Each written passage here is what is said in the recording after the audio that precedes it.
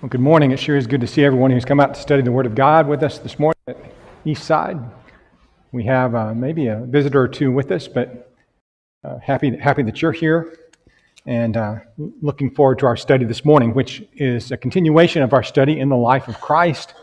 And we're just past the crucifixion and a few events after his death. We'll be looking at the resurrection and the testimony of the resurrection in this morning's lesson. So we've gone through, this is the third quarter of the life of Christ, gone through the 7 periods, and we'll be in the resurrection and exaltation this morning. The lesson outline overview is something like this. In looking at the resurrection, we'll be looking at the empty tomb and the situation there after Christ was raised, and then his appearances to women. And there'll be several other appearances that we'll be looking at in the next lesson as well, and obviously finish up in a couple of class periods with his ascension. We'll be looking at all 4 of the Gospels somewhat today. John 20 maybe will be the place we'll spend most of our time, but all of the other texts as well will come into play as we'll examine the various accounts of the women going to the tomb, maybe try to mesh all of those together at the end and come up with a consistent understanding of what was happening. I think that might be valuable for us. But just look at the facts of the resurrection and some of the early testimony now from the women that we're going to have regarding the resurrection. These are the facts on which our faith is based. This is a critical element, obviously, of any believer, that Jesus was raised from the dead. So these events are so important to our faith. We need to examine them carefully. It's a faith-building exercise, really, because there's a lot of good evidence. This is evidence that would be accepted in any courtroom in America, where people say, I saw this, I saw that, here's what happened. You take the stand, you say what you saw. Eyewitness testimony is powerful evidence for anything, and we have that kind of thing happening before our eyes this morning. Just a bit of review, I think, is in order to understand the condition of the tomb, the situation surrounding the burial of Christ. We're going to review a little bit of this from Wednesday night before we get into the women coming to the tomb early that Sunday morning. Remember, the burial of Jesus occurred as evening was approaching. That Friday evening, Jesus had died about 3 o'clock in the afternoon. The Jews didn't want the bodies to remain on the crosses, and so they were taken off. Joseph of Arimathea, a wealthy man, a man who was on the Jewish council, a secret disciple, because it would not have been politically expedient for him to announce his discipleship of Jesus. But he comes and asks Pilate to take away the body. Took a lot of courage for him to do that. This is not something that he was wanting to do. The secrecy of his discipleship indicates that. Well, Pilate was surprised that Jesus was dead already. In fact, Jesus had expired somewhat earlier than many on a cross did. Typically, a person lingered about 48 hours. But of course, the Jews were going to make sure those on the crosses were dead anyway because of the impending Sabbath. They wanted those bodies off the crosses, as the law had said was required. So his death would have been hastened in any case. But Pilate confirms that, in fact, Jesus is dead and grants Joseph his request. In John's account of the burial, again, you have a good bit of consistency here. Joseph receives permission from Pilate to collect the body for burial. Again, Joseph is a secret disciple. Nicodemus, we're informed, joins Joseph in this endeavor, bringing about 75 pounds of myrrh and aloe to use in the burial. That's a lot. It's a king's burial, or more than a king's burial, really, that Jesus is being given. It's not an embalming, as I was mentioning Wednesday night, but it's just a way of honoring the deceased, putting these smell good spices and things with that person as the body decays. So Jesus is laid in the tomb. The location of the tomb, according to John's Gospel, John 19, is in a garden near the place where Jesus was crucified. So you've got the place where Jesus was crucified, where he's going to be buried is near that spot. And it was a newly hewn tomb. It was hewn out of the rock. And that's an important fact. I mentioned this Wednesday as well. It's not a natural cave, which might have a lot of entrances and go on for miles underground or something like that, or some other place where it would come out. Obviously, if it was a natural cave, you would have questions about, well, could somebody come in a back entrance and steal the body, and so on and so forth. But this is something that's been hewn out of the rock, would not have those extra accesses or anything like that. And nobody had ever been laid there. That's important too, because in many tombs, especially of wealthy families or big families in and around Jerusalem, everybody was buried in one tomb. It got kind of crowded in there after a while, and that's why they would, once the body sort of decayed and it was just dry bones there, they'd take those bones and they'd put many bones in one box. An ossuary is a bone box, a collection of many skeletons, maybe 6, 8, 10 skeletons in one box to preserve space in the tomb. But the body that was recently deceased, it would lay there for about a year before they'd come in and then take the bones and put it in an ossuary. In any case, the important thing here is that nobody else had been laid in this tomb. That's important because there can't be any confusion.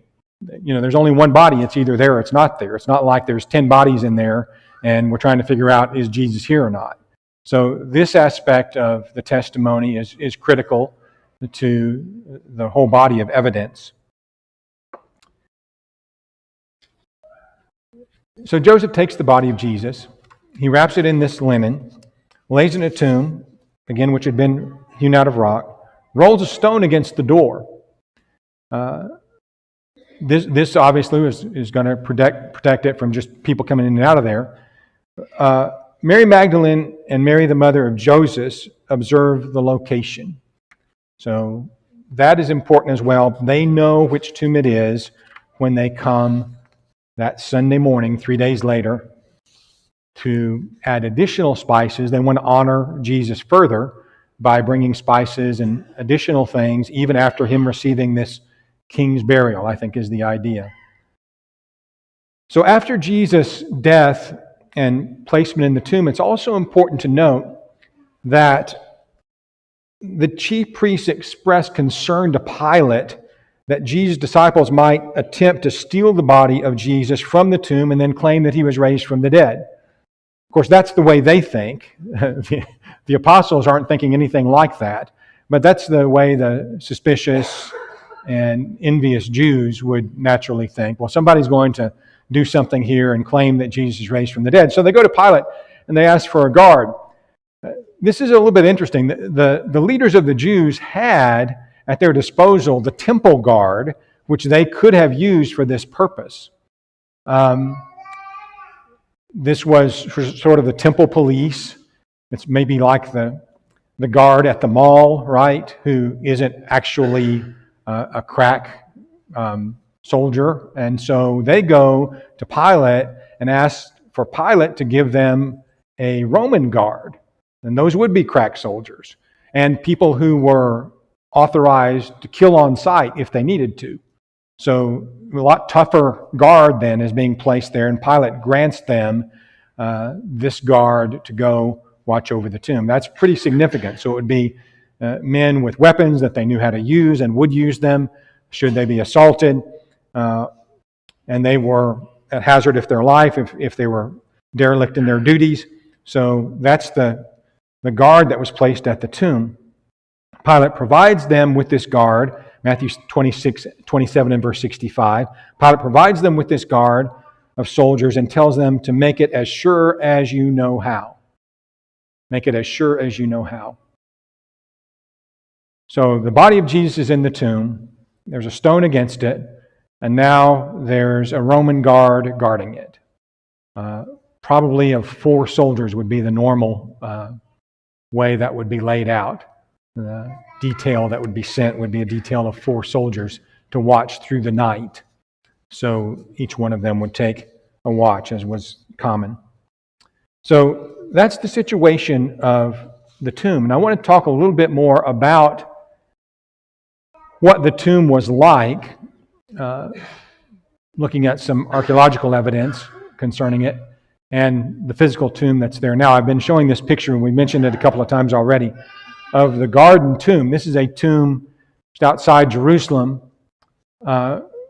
which there are a few people that think this is the actual tomb that Jesus was buried in. It probably isn't, but it gives us a good visual of how it might have been, how it would have been. This tomb was excavated originally in the 1890s, but it's a very ancient tomb. I used to think this tomb doesn't look old enough. This tomb doesn't look old enough. When I first saw this, and of course I've been there, you see it and you think, well, this tomb doesn't look old enough. It looks something that might be newer than the first century. And the reason is that it had some bricks and additional things here that were put in the Byzantine period. So a few hundred years after Christ, this was embellished and some extra things were put there. That facade hasn't always been there.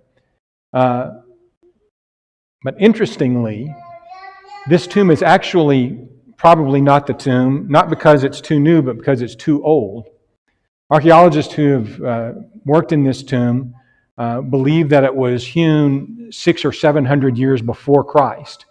It's an Iron Age tomb. It's a lot like the Iron Age tombs that are around there from that time period. And they're almost certain that it was 600 or 700 years before Jesus that this particular tomb was made. And so that again makes it not the tomb of Jesus, because what did we just learn about the tomb of Jesus? It was newly hewn, right? It had just been carved out of the rock. So this is probably not it, almost certainly not it. But again, it gives us a real good visual and how tombs were in ancient times. This particular tomb then has a slot at the base. You can't see it in that picture, but I took a close-up of it. Right here, you can see here's a slot that runs alongside and then in front of the tomb. And this slot would fit a huge round stone that could be rolled. Still would take a great bit of force because it would weigh probably several hundred pounds, I would guess, from the size that it must have been. But it would weigh several hundred pounds, and this stone could be rolled by men over the opening of the tomb. And that would obviously prevent entrance into it or anybody getting out of it very easily for that matter. But that slot is there, and that would be a common feature of tombs in that day, or and after. This is a similar tomb with similar design that's in Galilee, but I'm just showing it because that the stone is still there. It's a smaller tomb, but the stone is still there in this tomb. So that is exactly how the stone would have likely been. It gives you a really good visual of what that might have looked like. We say all of that just again to get us picturing the situation in the tomb. The body's in there, there's a stone across it, there's a guard that's there. All of that those are facts that are established by eyewitness testimony. Okay? We're having eyewitness testimony to all of those things. So we come to Matthew's account of the resurrection. As day began on the first day of the week, Mary Magdalene, the other Mary, also Joanna, Salome, and others come to the tomb. Now, Joanna's not mentioned in Matthew's account. I believe she's mentioned in Luke's account, Luke 24 and verse 10. Matthew puts it this way. He says, after the Sabbath, as the first day of the week began to dawn, Mary Magdalene and the other Mary came to the tomb. So he only mentions two. The other women are mentioned in other accounts. And so we know at least 5 women come to the tomb from when we put all the accounts together. They're saying to themselves, who's going to roll back the stone from the door? There was a great earthquake, verse 2 says. Angel of the Lord descended from heaven and came and rolled back the stone from the door and sat on it. In Mark's account, Mark 16 and verse 3, that's where they ask themselves as they're going, who's going to roll away the stone? So again, you put that together, and here the stone is rolled away when they get there, and the explanation of it is given in Matthew's account. There's this great earthquake, an angel descends from heaven, rolls back the stone from the door, and sits on it. The text tells us his countenance was like lightning, his clothing as white as snow. The guards shook for fear of him and became as dead men.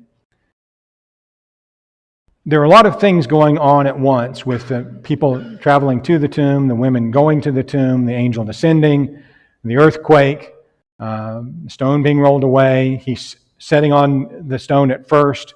The guards become as dead men. Later on, we learn that they flee into the city. We don't know when that happens. So there's a lot of things going on, and the exact timing of a lot of it is not necessarily known.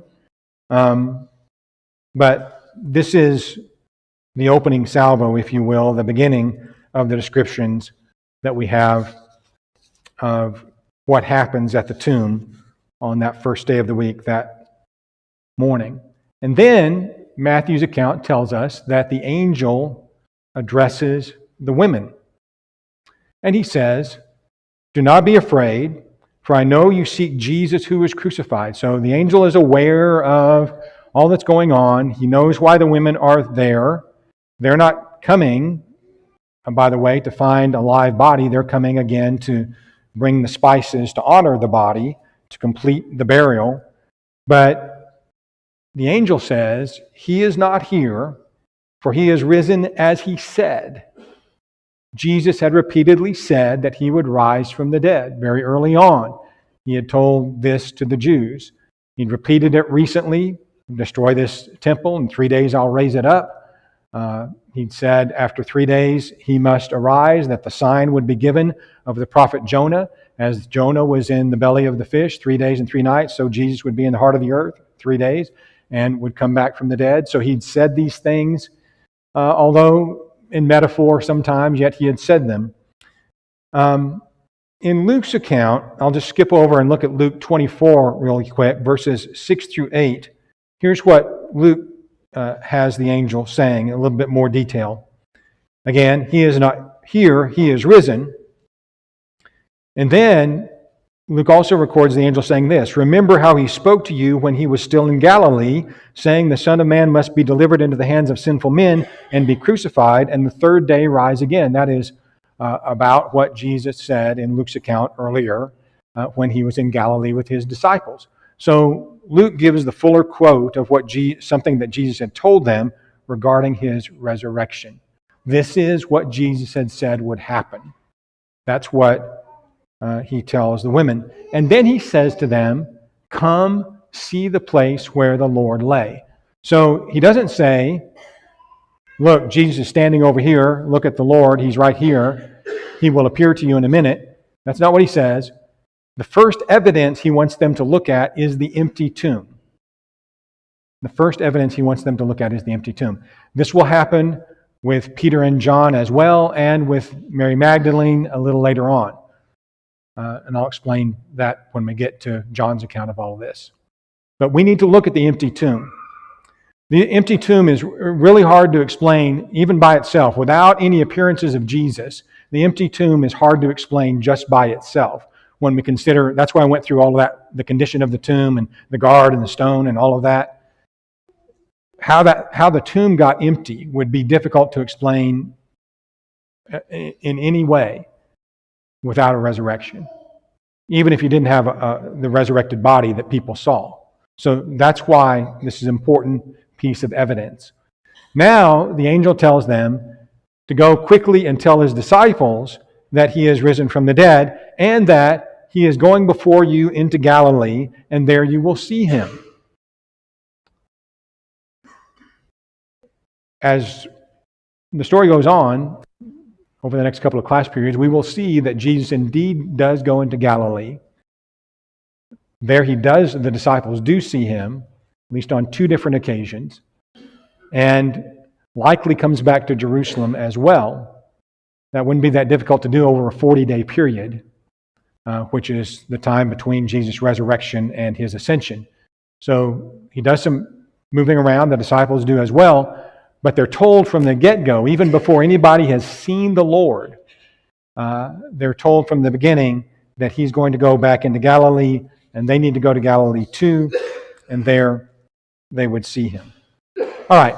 Anybody with questions or thoughts to this point of our study of the empty tomb? And yes, ma'am. Just in Mark 16, as far as going to Galilee, it says, just as he told you. Mm-hmm. He's reiterating, he's told you all this already. Right. And hopefully, a lot of things begin to click. I think they must with the apostles right now. He has told them this already. That's a good point to bring up. All right, so now we're going to go to John's account of what happened that morning, and you'll find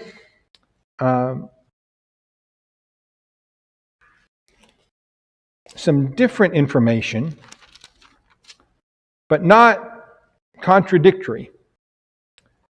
It is information that might seem to be contradictory at first, but I think once you mesh it all together with what we've just learned, it makes a lot of sense. So keep in mind what we've just learned, and then John's account, John 20 and verse 1. Now on the first day of the week, Mary Magdalene went to the tomb early while it was still dark and saw that the stone had been taken away from the tomb. She ran and came to Simon Peter and to the other disciple whom Jesus loved and said to them, "They have taken away the Lord out of the tomb, and we do not know where they have laid him." All right. This seems at first to be different, but remember, this is only telling us about Mary Magdalene. She came to the tomb, we know from the other accounts, with other women. But this tells us that she didn't stay with the other women. She sees the stone rolling away, assumes something, that the body has been taken away, and runs to tell not all the disciples, but Peter and John. I will add this just briefly. It's very likely that Peter and John were not in the same place as the rest of the disciples. Peter and John had been in Jerusalem, you remember, in the courtyard of the high priest when Jesus was being tried. The other disciples had fled and probably were over in Bethany or hiding out somewhere. So the likelihood that they were all together at this point is actually pretty slim. But Peter and John, their likelihood of them being together is pretty good because they were there in the courtyard of the high priest when Peter denied the Lord. In any case, she comes early to the tomb, sees that the stone's taken away. Remember, she was one of the two that witnessed the burial. She knew that was the right place, so she'd gone to the right place. She knows that. So she runs to Peter, says, "They've taken away the Lord out of the tomb, and we do not know." Now, John's only telling us about Mary Magdalene, but where's the "we" come from? Well, she'd gone there with other women, right, in the other accounts. So that makes sense as well. So what seems to be contradictory at first actually meshes pretty well together. She mentions the other women. So Peter and John then visit the tomb. Peter went out, the other disciple. They were going to the tomb. They ran together. The other disciple outran Peter, came to that tomb first. He, stooping down, looking in, saw the linen cloths laying there, yet he did not go in, so he sees the condition of the tomb before Peter goes in there. Peter comes in, following him, but he goes into the tomb. That's very Peterish, isn't it? Just to barge in, go on in there. And he sees the linen cloths lying there as well. He sees the handkerchief that had been around his head, not lying with the linen cloths, but folded together in a place by itself. Then the other disciple, and we believe that to be John, who came to the tomb first, went in also, and he saw and believed. So Peter and John visit the tomb. They race to the tomb. John gets there first. He sees the condition of the tomb, does not enter. Peter enters, sees the orderly condition of the burial garments, and then John enters the tomb, sees, and believes. What is it about the condition of the tomb that might spark John to believe that Jesus' body has not been taken away, has not been stolen? What kind of a grave robber stops to take the headpiece off of the body and fold it someplace and lay the clothing, the cloths, over here someplace and take care of all of that. What kind of a robber does all of that, right? That doesn't make any kind of sense. So John's got some evidence here. He's got an empty tomb. He's got an orderly condition of the tomb. And John is the first of all of them, any disciple, to believe that Jesus is raised from the dead. And the only evidence that he's got is the empty tomb and what Jesus had said before he died. So John's unique in that way. There's no indication that any of the other disciples believe based on this evidence. In fact, there's a lot of indication that most all of them doubt until they see the Lord. They even doubt after they hear testimony of others seeing him. So John is based on the evidence of the tomb alone, it would seem, and of Jesus' testimony. And that is unique. So Mary Magdalene is going to be left there at the tomb. John and Peter, having seen the situation, leave, and she is left there, standing outside the tomb, weeping. In verse 11, as she wept, she stooped down and looked into the tomb herself now. She saw the two angels in white sitting, one at the head, the other at the feet, where the body of Jesus had lain. They said to her, "Woman, why are you weeping?" She said to them, "Because they have taken away my Lord, and I do not know where they've laid him." Notice that she still believes her Lord is taken, not raised. She's not looking for a resurrected body. She's not looking to meet Jesus. She thinks somebody's taken the body, even to this point. When she'd said this, she turned around and saw Jesus standing there, did not know that it was Jesus. Maybe because of the tears in her eyes, she's been weeping. Maybe because she doesn't look directly at him. Maybe because he's veiled in some miraculous way. I'm not sure which that would be. Could be any of that. But Jesus says to her, "Woman, why are you weeping? Whom are you seeking?" She, supposing him to be the gardener, said to him, "Sir, if you have carried him away, tell me where you have laid him, and I will take him away." She wants to take care of the dead body of Jesus. Jesus says to her, "Mary." And she turned and said to him, "Rabboni," which is to say, teacher. So she now recognizes Jesus when he speaks to her. He tells her, "Do not cling to me, for I have not yet ascended to my Father, but go to my brethren and say to them, I am ascending to my Father and to your Father, to my God and your God."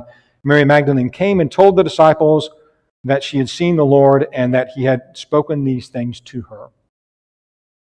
He says, don't cling to me. That is to say, this is not the time for a grand reunion. This is not the time when we're going to be together forever. Don't cling to me now. That time is coming, but there's much more to be done. Go now and tell the disciples that you have seen me. So Jesus is choosing the people that he's going to appear to, choosing the order that he's going to appear to them, and all of it in order to challenge them to choose to believe. When are they going to choose to believe? Are they going to choose to believe at the empty tomb, at the testimony from other disciples? Will they have to see Jesus themselves? And in most cases, it's the third thing. They're going to have to be fully convinced that Jesus is raised. They're going to have to see him. And Thomas will say that a little bit later in order to believe. Mary is the first witness to the resurrection. You say, well, how can that be? How can she be the first witness to the resurrection? Mark will go on to say in Mark 16 and verse 9 that when he rose early on the first day of the week, he appeared first to Mary Magdalene. So she's the first witness to the resurrection, out of whom he had cast 7 demons. She went and told those who had been with him as they mourned and wept. And when they heard that he was alive and had been seen by her, they did not believe. They didn't believe the testimony.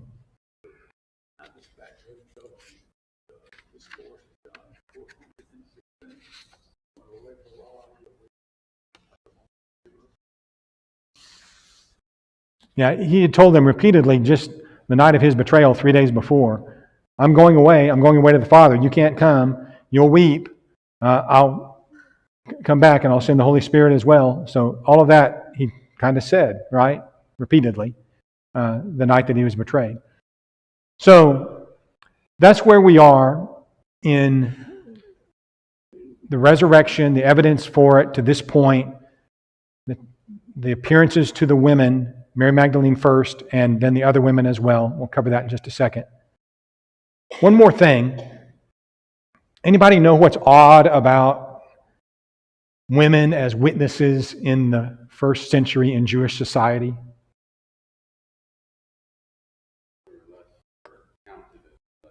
They were counted as less reliable. In fact, the testimony of women in a court would sometimes establish nothing at all. One of the things that we see about Jesus is the way he highly values women as spiritual beings who have so much to offer to the cause. And he was different in so many ways from other rabbis of the day and time, from anybody in his culture, certainly in Jewish culture, and even in Greco-Roman culture as far as that goes, in his regard and respect for the capabilities of women. But he chooses to appear to the women first, to make them the first witnesses. You would think from Jewish society, if he was trying to make the strongest case, that would not be what he's would have done. But it is, and for, I think, really good reasons. I want to spend the next few minutes just kind of going through a way of harmonizing the accounts here, which again have different bits and pieces to them. They do fit together. There's actually more than one way that they can fit together to make a consistent story, non-contradictory. I'll just share one of those with you here. As we harmonize Jesus' appearances to the women, if you take into account all four gospel records, you have at least 5 women who set out for the tomb in the early morning. And we noted that a moment ago. As they near the tomb, they notice the stone's been removed. Apparently, Mary Magdalene leaves the other women to go and alert John and Peter. Again, take what John says, focusing on her, but then also she mentions the we, don't know where they laid him, so that seems to fit. Based on her comment about knowing the location of the Lord's body, about not knowing the location of the Lord's body, it seems that she was not among the women who encountered the angels at the tomb, because the first thing the angel said when he spoke to the women at the tomb was, "He is not here, he is risen." So those other women, he informed that Jesus wasn't stolen. But this whole time now, Mary leaves before that information is shared with her, apparently, goes to tell Peter and John, so she's thinking the whole time the body was stolen. The other women know that it wasn't because the angel had said so. So that helps me at least understand, if you just look carefully at the text, what's likely going on here. Meanwhile, the other women entered the tomb, encountered the angels. One of the angels proclaimed that the Lord had risen. The women go out quickly from the tomb with fear and great joy and ran to bring his disciples word.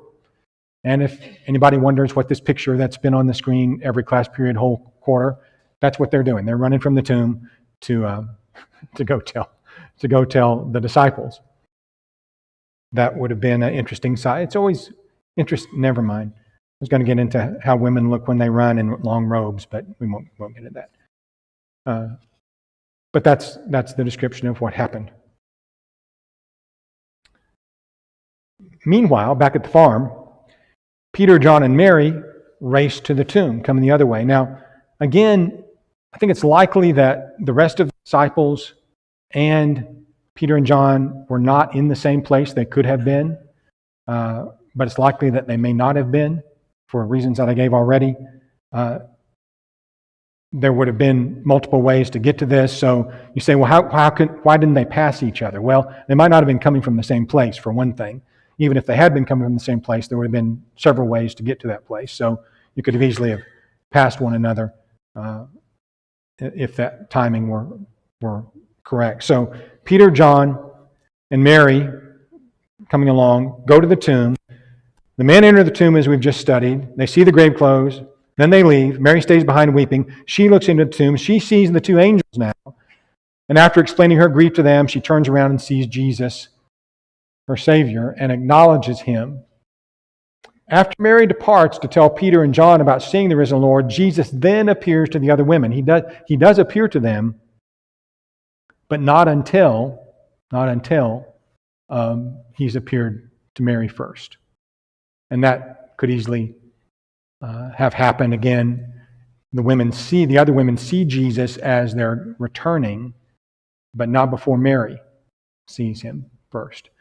And especially if they were going to Bethany to meet the other disciples, which is a 2-mile hike, that could be easily explained.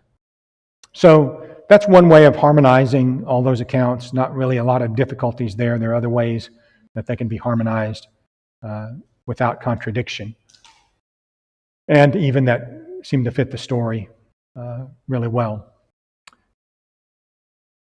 This morning, as we've said, we've looked at this most critical and important event in